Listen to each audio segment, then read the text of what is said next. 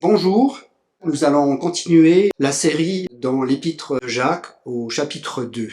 Je vous propose déjà de lire donc dans le chapitre 2 les versets 1 à 13. Mes frères et sœurs, que votre foi en notre glorieux Seigneur Jésus-Christ soit libre de tout favoritisme. Supposez, en effet, qu'entre dans votre assemblée un homme portant un anneau d'or et des habits somptueux, et qu'entre aussi un pauvre aux habits crasseux. Si vous tournez les regards vers celui qui porte les habits somptueux pour lui dire « Toi, assis-toi ici à cette place d'honneur », et que vous disiez au pauvre « Toi, tiens-toi là debout », ou bien « Assis-toi par terre à mes pieds », ne faites-vous pas en vous-même une distinction et ne devenez-vous pas des juges au mauvais raisonnement. Écoutez, mes frères et sœurs bien-aimés, Dieu n'a-t-il pas choisi ceux qui sont pauvres aux yeux du monde pour les rendre riches dans la foi et héritiers du royaume qu'il a promis à ceux qui l'aiment? Et vous méprisez le pauvre? N'est-ce pas les riches qui vous oppriment et qui vous traînent devant les tribunaux? N'est-ce pas à eux qui insultent le beau nom que vous portez? Si vous accomplissez la loi royale d'après l'Écriture, tu aimeras ton prochain comme toi-même, vous faites bien. Mais si vous faites du favoritisme, vous commettez un péché. La loi vous dénonce comme étant coupable. De fait, la personne qui obéit à toute la loi, mais qui pêche contre un seul commandement, est en faute vis-à-vis de l'ensemble. En effet, celui qui a dit « tu ne commettras pas d'adultère » a aussi dit « tu ne commettras pas de meurtre ». Et si tu ne commets pas d'adultère, mais que tu commettes un meurtre, tu es coupable d'infraction à la loi.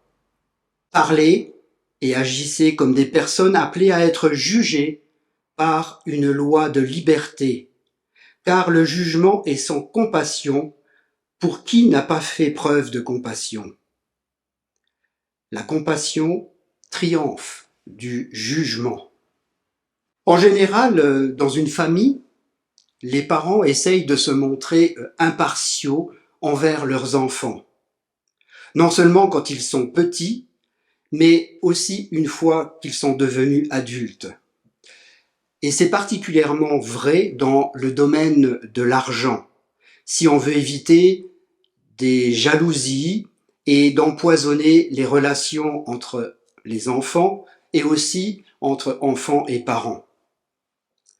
C'est valable autant dans les familles que dans le monde du travail ou dans n'importe quel groupe social. C'est d'autant plus important que l'histoire humaine est marquée par le favoritisme. Nos sociétés, nos nations, ainsi que beaucoup de nos systèmes ont depuis toujours cette marque. Je vous donnerai un exemple. On parle des favoris et des favorites du roi ou de l'empereur. Le favoritisme, cela jusque dans l'histoire biblique, où il se manifeste jusqu'au milieu du peuple de Dieu et a toujours de grandes conséquences pour ceux qui le pratiquent et sur ceux qui sont sous la responsabilité de ceux qui le pratiquent. Je vous donne des exemples. Isaac et Rebecca, concernant Ésaü et Jacob, et encore une fois Jacob avec Joseph et ses frères, et tout ce que cela a impliqué dans l'histoire biblique. C'est pourquoi, sans difficulté, le favoritisme est entré aussi dans l'Église naissante. Dans Acte 6, Luc expose un exemple de favoritisme notoire parmi les veuves de la communauté de Jérusalem. Et il y avait litige parce que les veuves hébraïques étaient mieux traitées que les veuves helléniques. Et la question à poser, c'est « Et nous-mêmes, dans nos assemblées, ne sommes-nous pas influencés aussi par des critères en vigueur dans le monde, par exemple le rang social, la richesse d'une personne ou sa connaissance intellectuelle, musicale, ou bien parce qu'il est fils ou fille de un célèbre pasteur ou autre. Ne nous trompons pas. Le favoritisme, au même titre que le racisme, est une discrimination qui prend sa source directement dans le cœur corrompu, impur de l'homme. Et c'est là une bonne raison pour que le favoritisme soit le premier sujet abordé dans ce second chapitre de cette lettre de Jacques qu'il a adressée aux Juifs dispersés. Donc je vais traiter ce sujet en 6 points. Le premier point, c'est le favoritisme est incompatible avec la foi. Donc Jacques, présentons donc le favoritisme et la foi comme deux F qui se repoussent. Il cherche à corriger l'attitude condamnable de certains membres ou responsables de synagogues ou d'églises qui, au mépris des pauvres, accordent des privilèges spéciaux aux gens riches. Et pourtant, cette attitude est incompatible avec la foi en notre Seigneur Jésus-Christ, qui, lui-même revêtu de toute la gloire divine, n'a jamais fait de favoritisme envers personne. Cette attitude est aussi incompatible avec son ministère, qui avait un intérêt particulier pour les individus qui étaient délaissés, rejetés ou méprisés par la société de l'époque. C'est d'ailleurs ce qu'il fait savoir dès le début de son ministère, lorsque, dans la synagogue de Nazareth, Jésus lit un texte, un passage de la prophétie d'Ésaïe qui se rapporte à lui et qu'on retrouve dans Luc 4 au chapitre 18. « L'Esprit du Seigneur est sur moi parce qu'il m'a consacré par onction pour annoncer la bonne nouvelle aux pauvres. Il m'a envoyé pour guérir ceux qui ont le cœur brisé, pour proclamer aux prisonniers la délivrance et aux aveugles le recouvrement de la vue, pour renvoyer libres les opprimés, pour proclamer une année de grâce du Seigneur. » C'est tout autant incompatible avec la personne et la vie de Jésus. En effet, n'a-t-il pas été, plus que tout autre, le pauvre? Une crèche, à son arrivée dans ce monde, des parents pauvres qui offrent la plus humble offrande au temple, lui-même disant qu'il n'a pas de lieu où reposer sa tête durant son ministère, un âne qu'il a emprunté pour pouvoir entrer à Jérusalem, et même un tombeau donné par quelqu'un pour sa sépulture.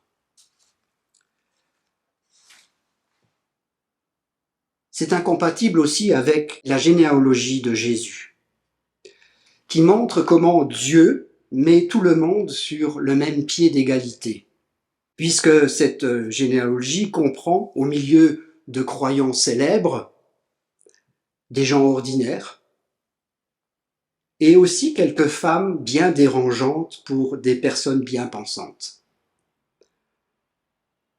Ruth, par exemple, la Moabite, qui était une étrangère, qui n'avait aucun droit en Israël. Tamar, qui va se prostituer avec Judas, son beau-père, pour faire respecter ses droits de belle-fille.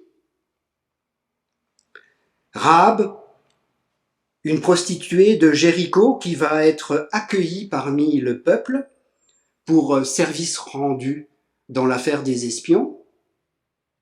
Et Bathsheba, dont David fait assassiner le mari parce qu'il convoite la femme. Et cette Bathsheba qui sera d'ailleurs la mère de Salomon. C'est vrai que ça l'a fait un peu désordre, et pourtant, Dieu ne s'est pas gêné de les inclure dans cette généalogie de Jésus. Et finalement, c'est incompatible avec l'impartialité de Dieu qui est enseignée dans l'Ancien et le Nouveau Testament. On retrouve dans les livres du Lévitique et de Deutéronome ce que l'Éternel commande aux Israélites. Lévitique chapitre 19 verset 15 nous dit « Vous ne commettrez pas d'injustice dans les jugements. Tu n'avantageras pas le pauvre et tu ne favoriseras pas le grand. Tu jugeras ton prochain selon la justice. » Et dans Deutéronome, chapitre 10, verset 17, il est également dit « L'Éternel, votre Dieu, est le Dieu suprême, et le Seigneur des seigneurs, le grand Dieu, puissant et redoutable, qui ne fait pas de favoritisme et ne se laisse pas corrompre par des présents. » Et ensuite, dans le Nouveau Testament, Galates, chapitre 3, verset 28, nous dit qu'il existe dans le corps de Christ aucune différence entre les croyants. Il n'y a plus ni juif, ni non-juif. Il n'y a plus ni esclave, ni libre. Il n'y a plus ni homme, ni femme, car vous êtes tous un en Jésus-Christ. Le deuxième point, c'est que l'apparence ne fait pas la valeur d'une personne. Il y a aussi un dicton populaire qui dit que l'habit ne fait pas le moine. Mon épouse se fie aux étiquettes quand elle choisit du vin. Ça peut faire sourire, mais d'habitude, elle fait bonne pioche. Pourtant, un connaisseur vous dira qu'il est hasardeux de se fier à l'étiquette. Il préférera connaître le cépage, le vignoble, et le vigneron, et vis-à-vis du vin, son aspect, les arômes, le goût pour juger de la qualité de ce vin. Mais revenons à notre texte. Jacques décrit donc une situation où des croyants se réunissent quand survient un homme richement vêtu, portant un anneau en or, littéralement au doigt en or. Et quant au mot somptueux qui est utilisé aussi dans ce texte, il décrit ses habits et il signifie brillant. Bref, cette personne en jette à cause de tout ce tape à l'œil. Et c'est vrai que les gens fortunés de l'époque, qu'ils soient juifs, païens, aimaient à exposer des tenues vestimentaires de grand prix pour pouvoir bien mettre en évidence leur statut social supérieur et leur différence par rapport au reste du peuple. Je vous dirais que ça n'a pas beaucoup changé. J'ai cette image, par exemple, du festival de Cannes, la montée des marches et ainsi de suite, où les acteurs, les comédiens, enfin, ces personnes, en fait, sont habillées avec des habits somptueux et ainsi de suite, et mitraillées par tous les photographes du monde.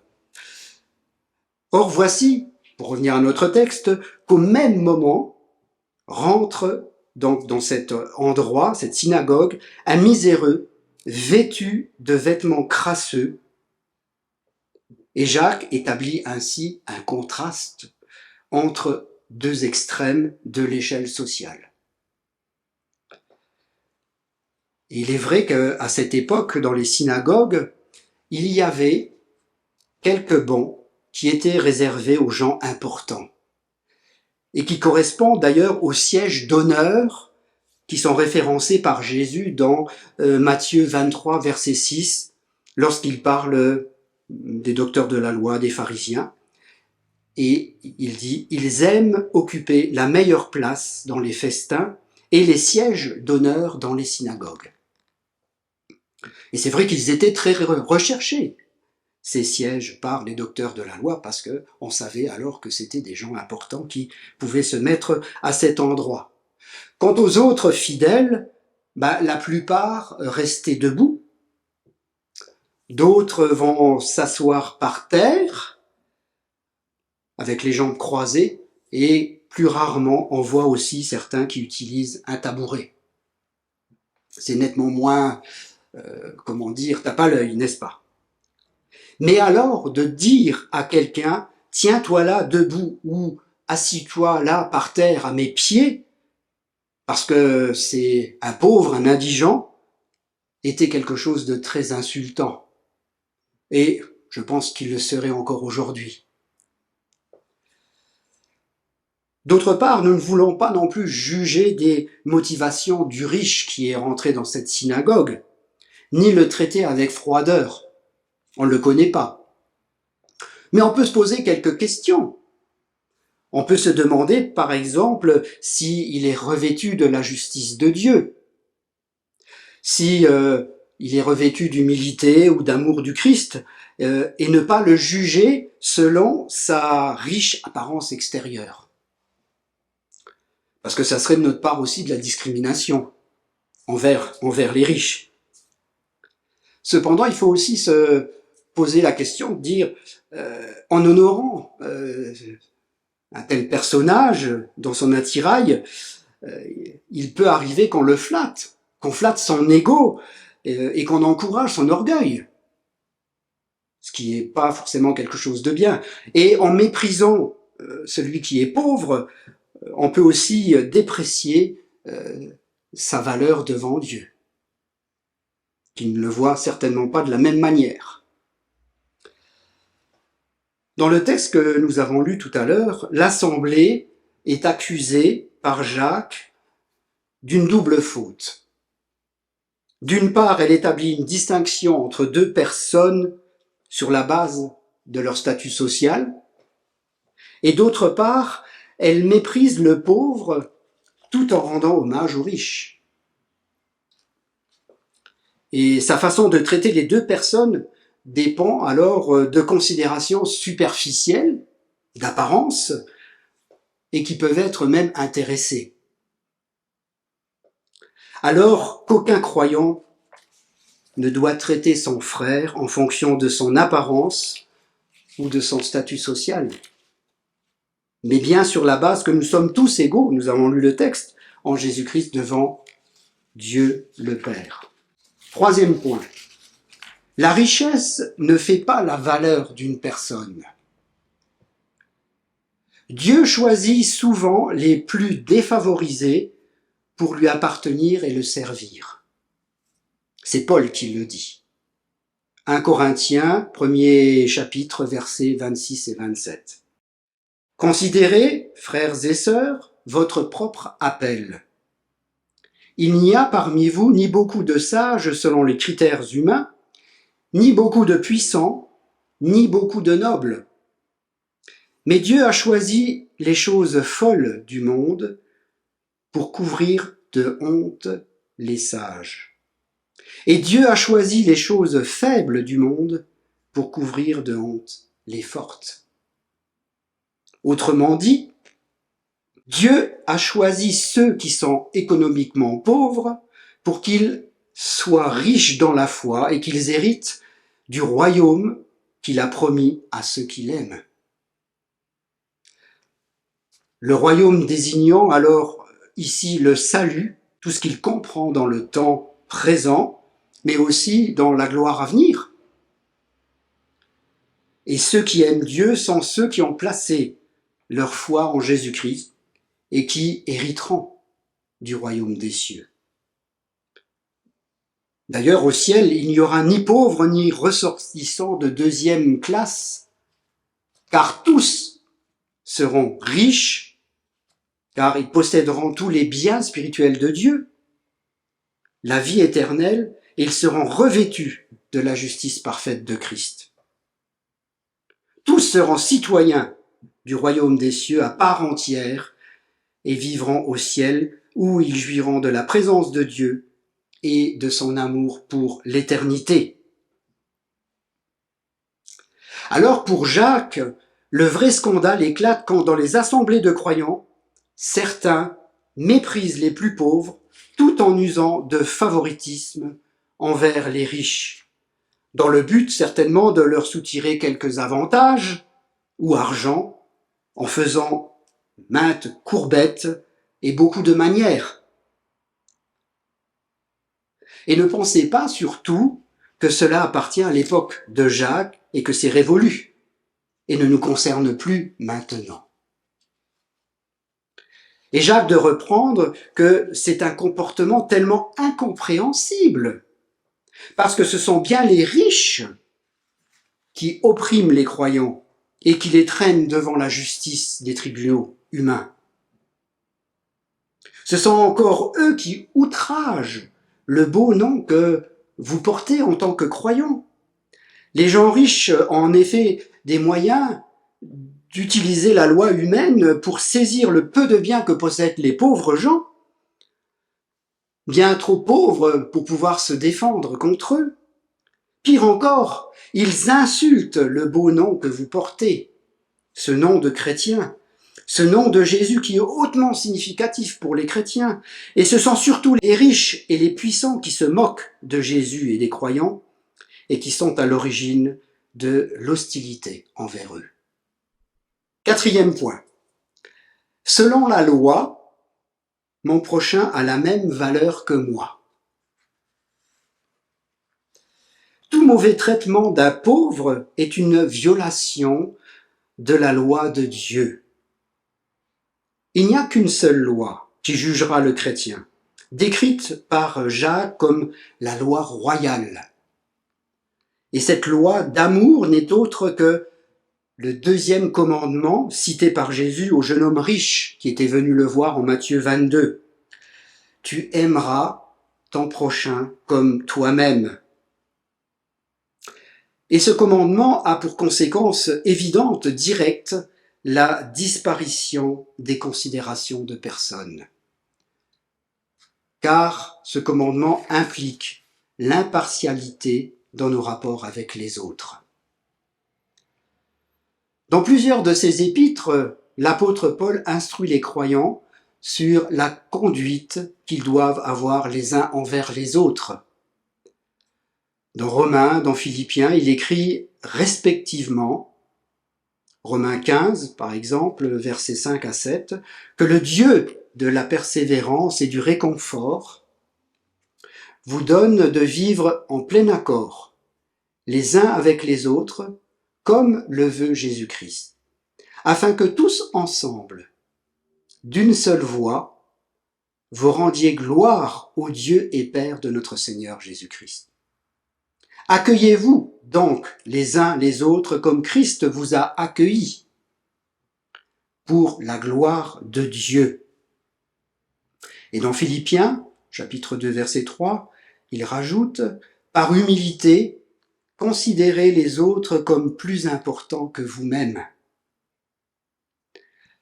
Enfin, dans l'Épître aux Galates, chapitre 5, verset 14, l'apôtre Paul écrit que toute la loi est accomplie dans une seule parole. Tu aimeras ton prochain comme toi-même. Chose qu'il a aussi soulignée dans Romains, où il a écrit, Romains 13, verset 10, « L'amour ne fait pas de mal au prochain, l'amour est donc l'accomplissement de la loi. » Le point 5. Le favoritisme est condamnable par la loi. Celui qui fait des différences entre les personnes, c'est-à-dire qui montre du favoritisme, par exemple, envers les riches, prouve au minimum qu'il n'a pas d'amour pour les pauvres, et au pire qu'il les méprise. Il transgresse donc la loi. Car il ne s'agit pas d'une petite offense, ou d'un manque de courtoisie ou d'éducation, mais bien d'un péché grave. En effet, la loi forme un tout indivisible que l'on peut comparer à une chaîne. Une chaîne est composée de maillons. Et si un seul des maillons est rompu, la chaîne est brisée. Et si certains péchés peuvent paraître moins graves que d'autres, peut-être plus à notre époque d'ailleurs, l'exemple du texte est la comparaison entre l'adultère et le meurtre. C'est l'exemple qui nous est donné, qui méritaient tous deux, selon la loi, la peine capitale. D'ailleurs, vous avez peut-être remarqué dans le texte, on parle de celui qui ne va pas commettre d'adultère et qui commet un meurtre, alors qu'on aurait peut-être plutôt tendance à dire que celui qui ne va pas commettre de meurtre va peut-être commettre un adultère, hein, au niveau du grade, de la gravité du péché.